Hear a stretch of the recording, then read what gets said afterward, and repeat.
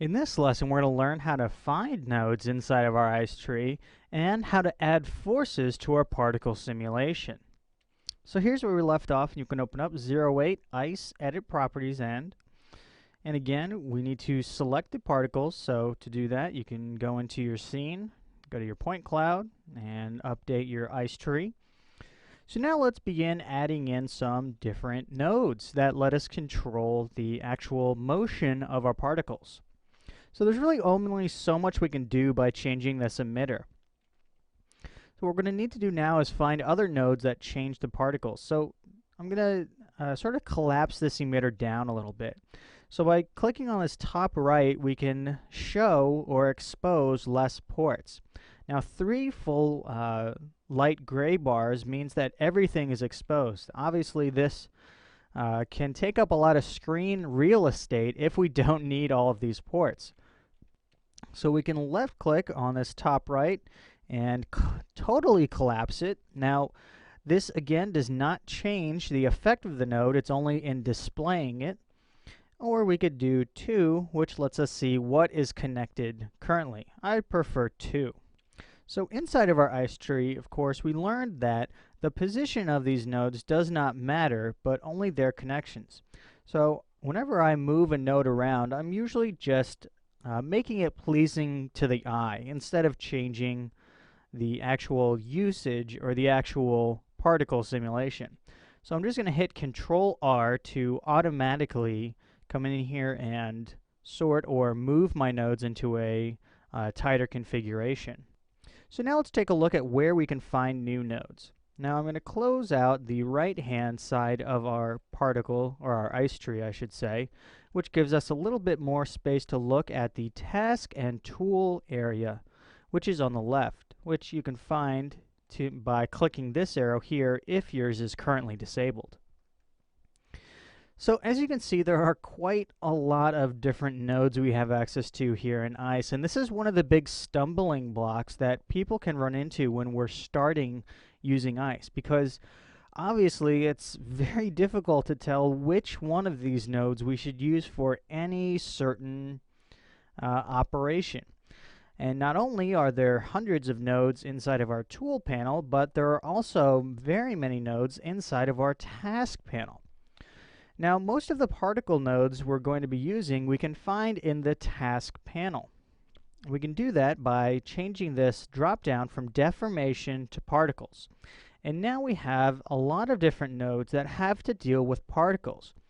So for example, our emit from null is under the emitters folder inside of the task. We can find it right here. So if we wanted to add another null to emit from, we could drag in another emit from null and connect it up to our ice tree. Now I'm just going to delete this because we want to just stick with our current one, but we can see that we have quite a few different things we can do to these particles.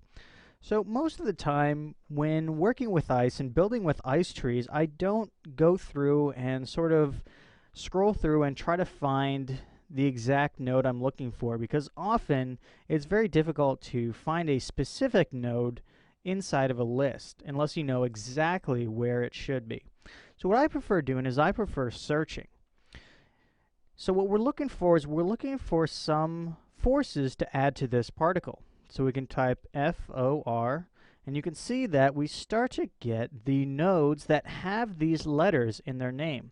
So transform mesh. Well, we want forces, so we can add a C. And now we get a lot of different forces. So we have deformation forces based on the Verlet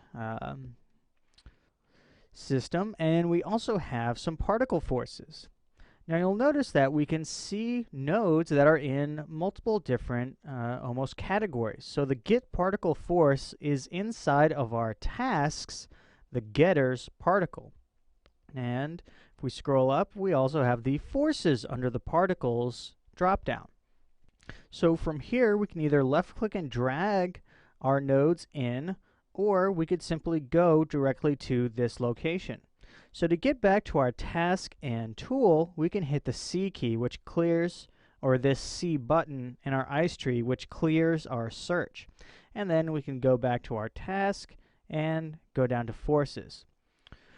So earlier we added a gravity force, and here it is. Now, of course, if we hit play, nothing is going to happen because it's not connected in. So remember, any node that's not connected to our ice tree somehow will not have an effect. Now the get null is not directly connected, however, it is connected to another node that is eventually connecting into the ice tree. So now let's connect our gravity into our ice tree. Now of course, you can see the port colors don't match, so we're going to run into a type mismatch. So we need to figure out, or we need to find a node that has an execute or a dark gray port that we can plug forces into. Now we can find that under the forces menu and add forces. So what this does is it converts almost these force data into something the ice tree understands. So we can connect the gravity force into force 1, then the execute into port 2, and now if we play, we can see gravity is affecting our particles. Let me zoom out a little bit just by using my middle mouse scroll wheel, and we can see that our particles are now falling. So gravity is usually one of the first forces I add into a scene just so my particles can behave a little bit more realistically. Now let's go into the gravity force and take a look at what we can modify. So gravity is very simple. We just simply have a direction and the strength. So right now we're doing -9 in the y-axis. Now if we wanted to push everything up, we could delete that negative sign and just type in 9. And now we would have almost a reverse gravity where everything was flying up. Now I'm not sure if I like that, but I don't want the original gravity either. So let's try to find a middle value. I'm thinking something like -0.5 will give us a nice balance. I don't want these to be too heavy, but I do want them to fly up a little bit. So remember that you're not set to these values whenever you create a node. You can usually come in and go into the node properties and change some of their attributes or properties to change the effect they have on our particles. Now, as you can see, there are quite a few more forces, and they each have their own uses, but for now, let's move on and figure out how we can get these particles interacting with our surfaces.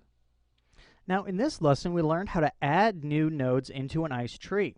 First, have to get the Create menu over here on the left, and then we can either find the node we're looking for inside the Tool or Task, and inside each of these different categories, and then left click and drag them into our ice tree and then connect them up, or use this handy search dialog to begin looking for the node we think we need. So if I'm looking for a force, I'll type in force. If I have something that has to do with particles, I could type in particle, and now we can see every single node that has the word particle in it. As you can see, quite a few of them are dedicated to working with particles. And of course, we learned again that we cannot connect up ports that are not the same color. So to add a force or to use a gravity force inside of our ice tree, we need to add or use an add forces node to connect our gravity force into our ice tree.